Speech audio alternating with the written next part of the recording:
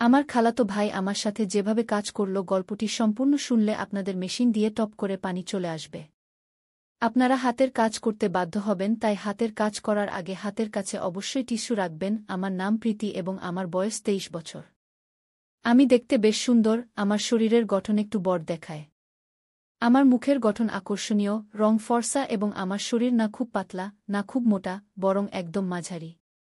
আমি গ্রামে থাকি, তাই অন্য গ্রামের মেয়েদের মতো আমিও বেশিরভাগ সময় সালোয়ার স্যুট পরি। আমি শুধুমাত্র 10ম শ্রেণী পর্যন্ত পড়াশোনা করেছি এবং তারপর থেকে বাড়িতেই থাকি। বাইরে থেকে আমাকে খুবই সরল, সাধারণ মেয়ে মনে হতো। আমি ততটা বুদ্ধিমান বা চালাকও ছিলাম না। কিন্তু সত্যি বলতে, আমার জীবনে এমন কিছু দিন এসেছিল যখন আমি আমার সীমা অতিক্রম করেছিলাম, তখন জীবন আমাকে এমন কিছু শিখিয়েছিল যা আমি কখনো ভাবিনি। অনেক আগের কথা, আমি এমন একটি অভিজ্ঞতার মধ্য দিয়ে গিয়েছিলাম যা আমার হৃদয় ও মনের উপর গভীর ছাপ ফেলেছিল। সেই সময় আমার রাহুল খালাতো ভাইয়ের সাথে পরিচয় হয়েছিল। আমার জীবনে তখন অনেক একাকিত্ব ছিল, কিন্তু রাহুল ভাইয়ের সাথে সময় কাটানো আমার ভালো লাগতে শুরু করেছিল। তিনি সবসময় আমার প্রতি যত্নশীল ছিলেন এবং তার উপস্থিতিতে আমার মন হালকা হয়ে যেত। শুরুতে যখন আমি তার সাথে সময় কাটাতাম, তখন শরীরে এক অদ্ভুত চাপ অনুভব করতাম, যেন আমার বিশ্রামের প্রয়োজন। কিন্তু ধীরে ধীরে সবকিছু স্বাভাবিক হতে শুরু করেছিল। আমাদের মধ্যে এমন একটি রুটিন তৈরি হয়ে গিয়েছিল যে, যখনই সুযোগ পেতাম, আমরা দুজন একে অপরের সাথে সময় কাটানোর জন্য ব্যাকুল হয়ে যেতাম। যদিও যখন বাড়িতে অন্য লোকজন থাকত, তখন আমরা একটু ভয় পেতাম যে কেউ যেন আমাদের দেখে না ফেলে। কিন্তু কেউই আমাদের উপর সন্দেহ করত না, কারণ রাহুল ভাইজা আমাকে সবসময় দিদি বলে ডাকতেন। যাই হোক, আমি বয়সে তার থেকে 1 বছরের বড় ছিলাম। সেই সময় শীতকাল ছিল এবং সবাই নিজ নিজ ঘরে থাকত। রাতে সবাই তাড়াতাড়ি নিজ নিজ ঘরে ঘুমাতে চলে যেত। তখন আমি এবং রাহুল ভাইজা আলাদা ঘরে ঘুমাতাম। একদিন রাতে যখন আমি দরজা বন্ধ করে ঘুমাচ্ছিলাম, তখন এমন একটি ঘটনা ঘটেছিল যা আমার জীবনে একটি নতুন অভিজ্ঞতা যোগ করেছিল। ঘটনাটি ছিল এই যে, আমাদের বাড়ির একজন সদস্য, আমার খালা, খুব অসুস্থ হয়ে পড়েছিলেন। এই কারণে আমার মা এবং আমি খালাকে দেখতে তাদের বাড়িতে গিয়েছিলাম। তখন আমাদের পৌঁছে দিতে রাহুল ভাইজা গাড়ি নিয়ে এসেছিলেন। তিনি যখন প্রথমবার আমাকে দেখলেন, তখন বললেন, আপনি তো অনেক বড় হয়ে গেছেন দিদি। তখন আমি একটু হাসলাম। তারপর যখন আমরা গাড়িতে করে খালার বাড়ি যাচ্ছিলাম, তখন সন্ধ্যা 6টা বাজে গিয়েছিল। তখন আমাদের বাড়ি পৌঁছাতে দেরি হয়ে গিয়েছিল, তাই রাস্তায় কিছুটা অন্ধকার হয়ে গিয়েছিল। শীতের দিন ছিল, তাই 6টার মধ্যেই অন্ধকার হয়ে যেত। যখন আমরা বাড়ি পৌঁছালাম, তখন দেখলাম খালু রান্নাঘরে খাবার বানাচ্ছেন আর খালা বিছানায় শুয়ে আছেন। তখন আমার মা রান্নাঘরে গেলেন এবং খালুকে বললেন, যখন এত সমস্যা হচ্ছিল তখন আমাকে আগেই বলে দিলে না, এত কষ্ট নেওয়ার কি দরকার ছিল। পরে মা খাবার বানাতে লাগলেন আর আমি খালার কাছে বসে গেলাম। খালা আমাকে দেখে খুশি হলেন, কিন্তু তার অবস্থা বেশ খারাপ লাগছিল। কিছুক্ষণ পরে আমার মা খালাকে খাবার দিলেন এবং নিজের হাতে খাওয়ালেন। ঠিক সেই সময় রাহুল ভাইজা আমাকে ডাকলেন। তখন আমি তার দিকে তাকালাম এবং জিজ্ঞেস করলাম, কি হয়েছে ভাইজা? তিনি আমার দিকেই তাকিয়েছিলেন, যেন কিছু বলতে চাইছেন। তার কথাগুলো পরে আমাকে একটি নতুন অভিজ্ঞতা দিয়েছিল। রাতের খাবারের সময় যখন হল, আমি ঘরে গেলাম যেখানে রাহুল ভাইয়া খাবার খাচ্ছিলেন। তিনি আমাকে দেখেই বললেন, দিদি আসুন, একসাথে খাবার খাই। আমি না করে বললাম, না ভাইজা, আপনি আগে খান, আমি পরে খাব। কিন্তু তিনি জোর করে আমাকে বসালেন। আমিও ক্ষুধার্ত ছিলাম, তাই বেশি আপত্তি করিনি এবং আমরা দুজন একসাথে বসে খাবার খেতে লাগলাম। তখন আমরা দুজন খুব মজা করে খাবার খেলাম, কারণ খাবার আমরা একসাথে এনেছিলাম। খাবার শেষ হওয়ার পর আমি আমার মায়ের ঘরে ঘুমাতে যাচ্ছিলাম। ঠিক তখন রাহুল ভাইজা বললেন, দিদি যদি আপনার খারাপ না লাগে তাহলে আপনি এখানে আমার ঘরেই ঘুমিয়ে যান। তার এই কথা শুনে আমি হতবাক হয়ে গেলাম এবং বললাম, না ভাইজা, আমি মায়ের সাথে ঘুমাব। কিন্তু তখন বারবার তিনি আমাকে অনুরোধ করতে লাগলেন। শেষ পর্যন্ত আমি রাজি হয়ে গেলাম, ঠিক আছে, আমি এখানে ঘুমাব, কিন্তু আগে মাকে বলে দিতে চাই যে আমি আপনার ঘরে ঘুমাচ্ছি। এতে রাহুল ভাইজা নিজেই গিয়ে মাকে বললেন যে আমি তার ঘরে ঘুমাচ্ছি। এদিকে আমি আমার সালোয়ার কুর্তা বদলে ফেললাম, কারণ আমার কাপড় কিছুটা টাইট ছিল। যখন রাহুল ভাইজা আমাকে নতুন কাপড়ে দেখলেন, তখন হেসে বললেন, দিদি আপনি এই ড্রেসে অসাধারণ দেখাচ্ছেন, আপনি এত সুন্দর কেন? তখন আমি কিছু বললাম না, শুধু হেসে কথা বদলে দিলাম। পরে আমি চাদর গায়ে দিলাম এবং বিছানায় বসে গেলাম। রাহুল ভাইজাও তার ঘুমের ব্যবস্থা নিচে মেঝেতে করতে লাগলেন। তখন আমি বললাম, ভাইজা বিছানায় ঘুমিয়ে যান, এখানে যথেষ্ট জায়গা আছে। আমার কথা শুনে রাহুল ভাইজাও চাদর গায়ে দিয়ে আমার পাশে বসে গেলেন। রাহুল ভাইজা খুব হাসি খুশি এবং মজার মানুষ ছিলেন। তিনি মজার মজার কথা বলে আমাকে অনেকক্ষণ হাসালেন। কথা বলতে বলতে কখন রাত 12টা বেজে গেছে টেরও পাইনি আর কখন ঘুমিয়ে পড়লাম। সকালে যখন ঘুম ভাঙল দেখলাম রাহুল ভাইজা আমার চুল নিয়ে খেলছেন। আমাকে জেগে থাকতে দেখে তিনি হেসে বললেন, গুড মর্নিং দিদি, কেমন আছো? আমিও হেসে বললাম, খুব ভালো ভাইয়া কি। তারপর আমরা দুজনেই চাদরের নিচে বসে গল্প করতে লাগলাম। ঠিক তখনই মা আমাদের জন্য গরম গরম চা নিয়ে এলেন। সকালটা ছিল খুব ঠান্ডা, তাই চাদরে মুড়িয়ে চা খাওয়া ভালো লাগছিল। রাহুল ভাইজা বারবার আমার দিকে তাকাচ্ছিলেন। আমি হেসে জিজ্ঞেস করলাম, কি ভাইজা, এভাবে কেন তাকিয়ে আছো? তিনি মজা করে বললেন, তোমার চোখগুলো খুব বড় আর সুন্দর। সত্যি বলছি দিদি, তোমার চোখে তাকালে মন খুশি হয়ে যায়। তখন আমি মজা করে বললাম, সকালে যখন আমি ঘুমাচ্ছিলাম তখন তুমি কি করছিলে? তিনি একটু হেসে বললেন, কিছু না দিদি, তোমার চুল ঠিক করছিলাম গু। রাহুল ভাইয়া দেখতে বেশ সুন্দর ছিলেন। তার মুখে তখনও দাড়িগোঁফ ওঠেনি, মুখটা ছিল খুব পরিষ্কার। আমার তুলনায় তার উচ্চতা একটু কম ছিল, কিন্তু তার কিছু আচরণ আমাকে মাঝে মাঝে অবাক করে দিত। সকালের সময়টা একটু ব্যস্ত ছিল। মা ঘরের কাজে ব্যস্ত ছিলেন আর খালু কাজে যাওয়ার জন্য প্রস্তুত হচ্ছিলেন। তখন আমিও মায়ের সাহায্য করতে লাগলাম। এর মধ্যে খালু খাবার প্যাক করে কাজে চলে গেলেন। আমার প্রতিদিন সকালে গোসল করার অভ্যাস ছিল, তাই আজও গোসল করতে বাথরুমের দিকে গেলাম। আমি জানতাম না যে রাহুল ভাইজাও তখন গোসল করছেন। বাথরুমের দরজা খুলতেই আমি লজ্জায় লাল হয়ে গেলাম আর দ্রুত আমার ঘরে ছুটে এলাম। রাহুল ভাইজা তখন গোসল করছিলেন, তার মুখে সাবুন লাগানো ছিল, তাই তিনি আমাকে দেখতেই পাননি। কিন্তু আমি এত বেশি লজ্জা পেয়ে গেলাম যে সেই দৃশ্য বারবার আমার মাথায় ঘুরতে লাগল। ঘরে বসে আমি নিজের চিন্তায় ডুবে গেলাম আর আস্তে আস্তে হাসতে লাগলাম গু। এর মধ্যে রাহুল ভাইজা গোসল করে ঘরে এলেন। আমাকে একা হাসতে দেখে মজা করে বললেন, কি ব্যাপার দিদি, আজ তো খুব খুশি লাগছে। তার কথা শুনে আমি একটু চুপ করে গেলাম আর বললাম, না ভাইজা, এমন কিছু না, এমনিই হাসছিলাম। রাহুল ভাইজা মোবাইল নিয়ে পাশে এসে বসে বললেন, সত্যি সত্যি বলো দিদি, কি ভাবছিলে যে এত হাসি পাচ্ছিল? তখন আমি হেসে বললাম, না ভাইজা, কিছুই না। কিন্তু রাহুল ভাইজা জিদ ধরলেন, না দিদি, বলো না। না বললে আমি ভুল বুঝব।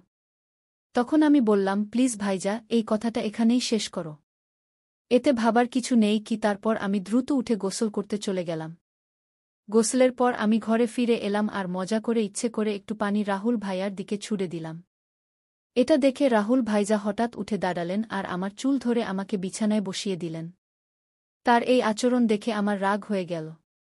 আমি রেগে বললাম, এটা কি করছো ভাইজা? আর রাগে তার হাত ছাকিয়ে দিলাম।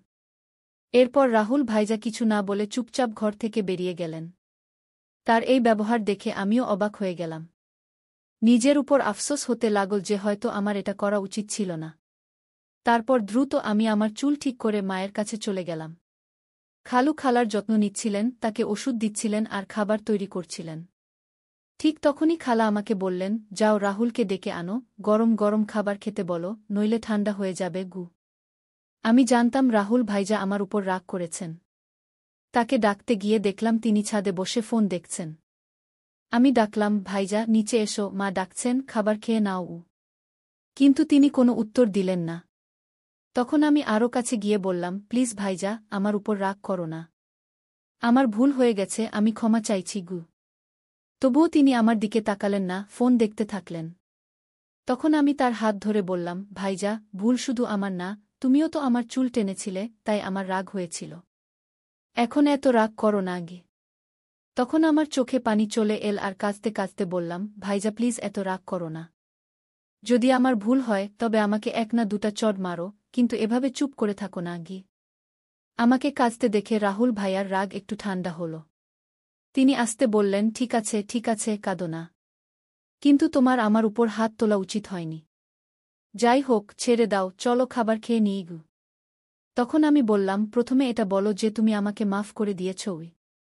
তখন তিনি হেসে বললেন, আরে অনেক হয়েছে, এখন চুপ করো, নইলে আমাকে আরও বেশি ক্ষমা চাইতে হবে গু।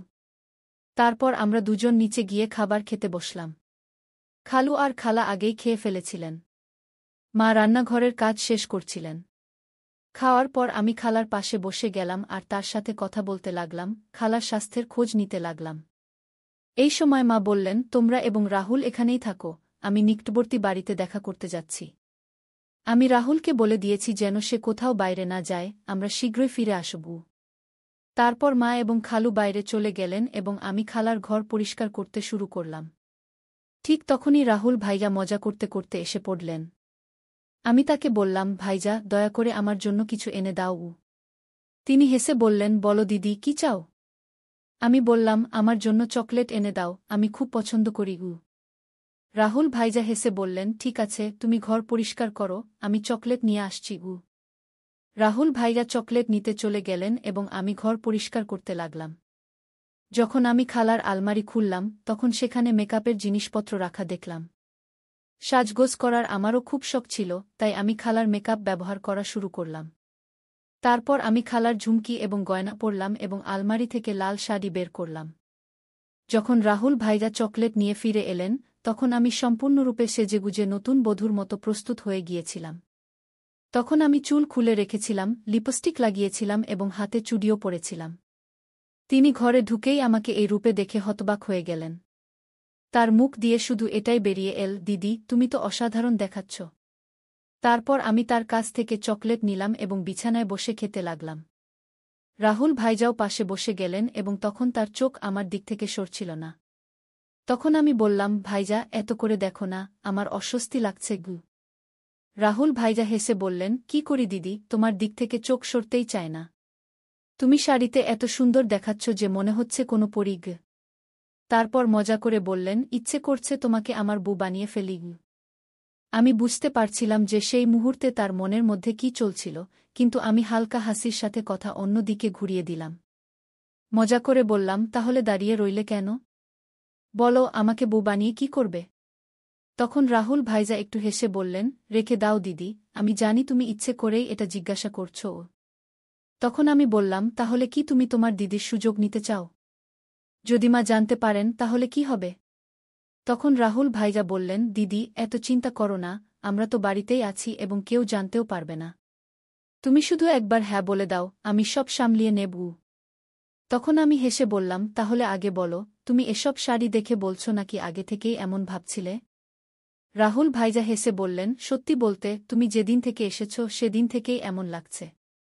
যদি তুমি একবার রাজি হয়ে যাও তাহলে সব সহজ হয়ে যাবে। তখন আমি মজা করে বললাম, ঠিক আছে, যখন তুমি চাইবে আমি তোমার কথা মানব। কিন্তু তোমাকে তোমার দায়িত্ব ঠিকভাবে পালন করতে হবে। এতে ভাইয়া খুব খুশি হয়ে বললেন, থ্যাঙ্কস দিদি। আমি জানতাম তুমি আমাকে না বলবে না। তুমি সত্যিই সেরা। আমি বললাম, দাঁড়াও, এত প্রশংসা করার দরকার নেই। আর সন্ধ্যায় আমার জন্য আরও চকলেট আনতে ভুলো না। তখন রাহুল ভাইজা বললেন, ঠিক আছে দিদি, 1 মিনিট অপেক্ষা করো, আমি আসছি। যখন তিনি বাইরে চলে গেলেন তখন আমি একটু অস্বস্তি বোধ করলাম। যখন তিনি ফিরে এলেন তখন আমি বললাম, রাহুল ভাইজা, এই মুহূর্তে আমি একটু সমস্যায় আছি। সন্ধ্যায় এই বিষয়ে কথা বলব। কিন্তু রাহুল ভাইজা আমার কথা মানতে রাজি ছিলেন না। তিনি শান্ত স্বরে বললেন, দিদি, এত চিন্তা কেন করছ? ভয়ের কিছু নেই, সব ঠিক হয়ে যাবে। যদি তোমার অস্বস্তি হয় তাহলে চোখ বন্ধ করে নাও। তখন আমি চোখ বন্ধ করে নিলাম এবং রাহুল ভাইজা আমাকে তখনই সেই মুহূর্তে। ঠিক তখনই দরজায় হঠাৎ করাঘাত শোনা গেল, যাতে আমরা দুজনেই ভয় পেয়ে গেলাম। তখন রাহুল ভাইজা বললেন, দিদি, সমস্যা তো এই রাতের অপেক্ষায় আছে। প্রতিটি মিনিট ঘন্টার মতো লাগছে। ঠিক তখনই মা ডাক দিলেন, তোমাদের ভাইবোনের কথা শেষ হয়ে গেছে? তাহলে একটু কাজে হাত বাড়াও। মায়ের কথা শুনেই আমি উঠে যেতে লাগলাম, আর যেতে যেতে মজা করে বললাম, রাহুল ভাইজা, মনে রাখবে, যদি চকলেট না পাই তাহলে আমিও কিছু দেব না। এরপর আমি রান্নাঘরে চলে গেলাম। এই সময়ে খালুও বাড়ি ফিরে এসেছিলেন। তখন আমি তাদের খাবার পরিবেশন করলাম। খালা খুব ক্লান্ত ছিলেন, তিনি আমাদের সাথে কিছুক্ষণ বসে কথা বললেন, তারপর দ্রুত ঘুমিয়ে পড়লেন। মা খালাকে খাওয়াচ্ছিলেন আর ওষুধ দিচ্ছিলেন। আমিও আমার খাবার খেয়ে নিলাম আর সময় কাটানোর জন্য টিভি দেখতে লাগলাম। শীতের মৌসুম হওয়ায় আমরা দ্রুত বিছানায় চলে গেলাম, কিন্তু মা তখনও তার কাজে ব্যস্ত ছিলেন। তখন আমি খালার ঘরে গিয়ে বসে ফোনে ব্যস্ত হয়ে গেলাম। এতটাই মগ্ন ছিলাম যে বুঝতেই পারিনি কখন রাহুল খাবার খেয়ে তার ঘরে চলে গেল এবং আমার জন্য অপেক্ষা করছিল। আমি আমার নিয়মিত সিরিয়াল দেখতে ব্যস্ত ছিলাম। যখন আমি না গেলাম তখন রাহুল ভাইজা নিজেই আমাকে ডাকতে এলেন। ঘরে এসে ভাইজা বললেন, দিদি এসো, আমি তোমার জন্য অনেকক্ষণ থেকে অপেক্ষা করছি গু। ঠিক তখনই মা বললেন, কোনো সমস্যা নেই, যদি তুমি একা ঘুমাতে চাও তাহলে ঘুমিয়ে পড়ো। তোমার দিদি আমার সাথে ঘুমাবে গি। মায়ের কথা শুনে ভাইয়া দ্রুত বললেন, না না, আমরা শুধু কথা বলছিলাম। যাই হোক, কয়েকদিন পর তোমরা চলে যাবে, তখন কখন দেখা হবে কে জানে। আর দিদির সাথে খেলতে পারবু। তখন আমি মাকে আশ্বস্ত করে বললাম, মা, ভাইজা ঠিক বলছে গি। এরপর মা বললেন, ঠিক আছে, যেমন তোমরা চাও গি, এবং আমরা ঘরে চলে গেলাম। ঘরে যেতেই রাহুল ভাইজা দ্রুত দরজা বন্ধ করে দিলেন। তখন আমি বুঝে গেলাম যে ভাইজা আর অপেক্ষা করতে পারছেন না। কিন্তু তখনও মা আর খালু জেগেছিলেন, তাই আমি বললাম, ভাইজা একটু রাখো, সবাই ঘুমিয়ে পড়ুক, তারপর কথা বলবো। যদি কেউ আমার কথা শুনে ফেলে তাহলে সমস্যা হবে গু। ভাইজা বললেন, দিদি আর অপেক্ষা করা যায় না গি। ঠিক তখনই আমার চকলেটের কথা মনে পড়ল। আমি বললাম, ঠিক আছে ভাইয়া, কিন্তু আগে আমার চকলেট দাও। ভাইয়া তাড়াতাড়ি পকেট থেকে চকলেট বের করে দিলেন। এরপর আমি চকলেট খেতে লাগলাম আর ভাইজা পারফিউম লাগাতে লাগলেন। শুরুতে আমরা মজায় একটু একটু ঠাট্টাতামাশা করতে লাগলাম, এতে আমাদের মধ্যে মজার ঝগড়া শুরু হয়ে গেল। আমরা বিছানায় লাফাতে লাগলাম, কারণ আমাদের বয়স তখনও ছোট বাচ্চাদের মতো ছিল। ঠিক তখনই মা চিৎকার করে বললেন, প্রীতি, অনেক হয়েছে, এখন ঘুমিয়ে পড়ো, কারণ বিছানার শব্দ তাদের ঘর পর্যন্ত পৌঁছাচ্ছিল।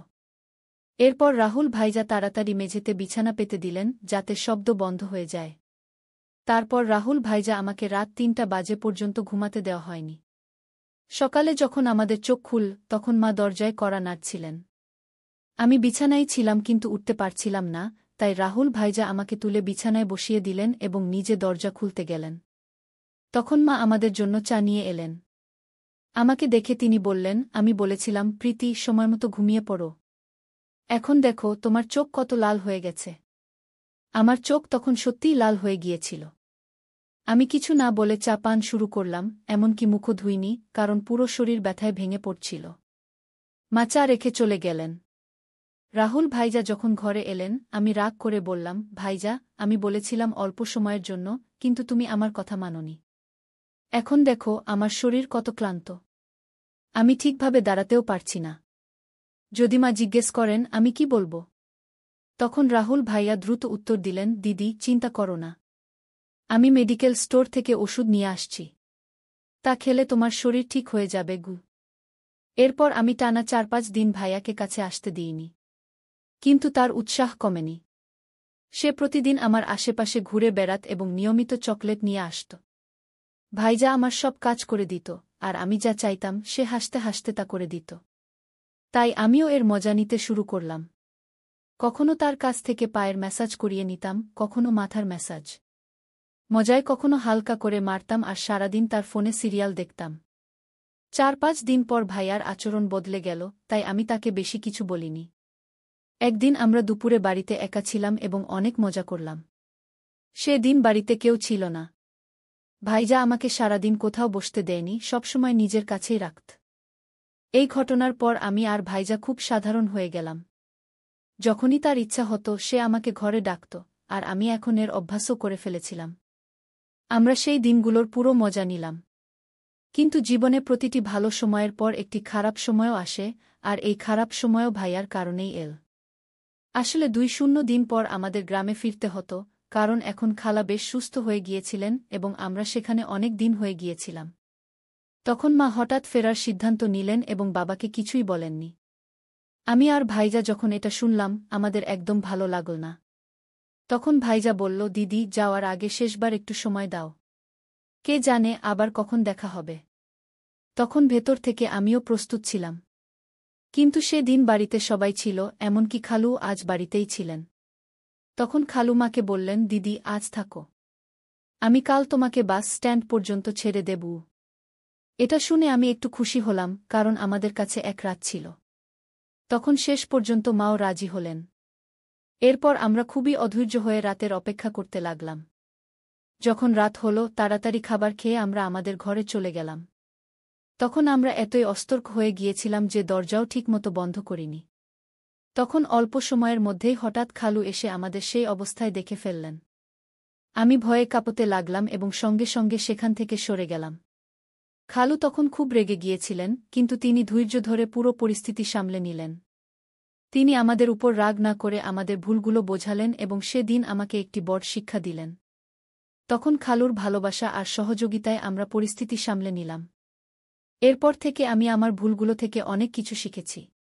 সেই ঘটনার পর আমি কখনো এমন কিছু করিনি যাতে আমার পরিবারকে লজ্জিত হতে হয়। তাই বন্ধুরা, আমাদের জীবনে ভুল হতে পারে, কিন্তু সেগুলো থেকে শেখাটাই সবচেয়ে গুরুত্বপূর্ণ।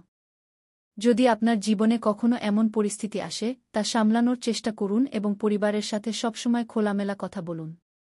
এই গল্প আমাদের শেখায় যে কোনো সম্পর্কেই সীমারেখা থাকা গুরুত্বপূর্ণ। অতিরিক্ত ঘনিষ্ঠতা কখনো কখনো ভুল বোঝাবুঝির কারণ হতে পারে। তাই আমাদের সবসময় নিজের এবং অন্যের সুবিধাকে প্রাধান্য দিতে হবে। পরিবারের পরিবেশ আর সম্পর্কের সম্মান করা খুবই গুরুত্বপূর্ণ। দরজা বন্ধ না করার ঘটনা একটি ছোট ভুল ছিল, কিন্তু এটি বড় সমস্যা তৈরি করেছিল। এ থেকে বোঝা যায় ছোট ছোট বিষয়েও সতর্ক থাকা উচিত, কারণ এগুলোর জীবনে বড় প্রভাব পড়তে পারে। তাই বন্ধুরা, এটা ছিল আমাদের আজকের ছোট্ট গল্প। আপনি এই গল্পটি কেমন লাগলো কমেন্ট করে অবশ্যই জানাবেন। যদি এটি আপনার পছন্দ হয় তবে এটি লাইক করুন এবং আপনার বন্ধুদের সাথে শেয়ার করুন। আরও এমন রোমাঞ্চকর গল্পের জন্য আমাদের চ্যানেলটি সাবস্ক্রাইব করুন এবং বেল আইকন টিপতে ভুলবেন না যাতে আপনি আমাদের কোনো গল্প মিস না করেন। ধন্যবাদ।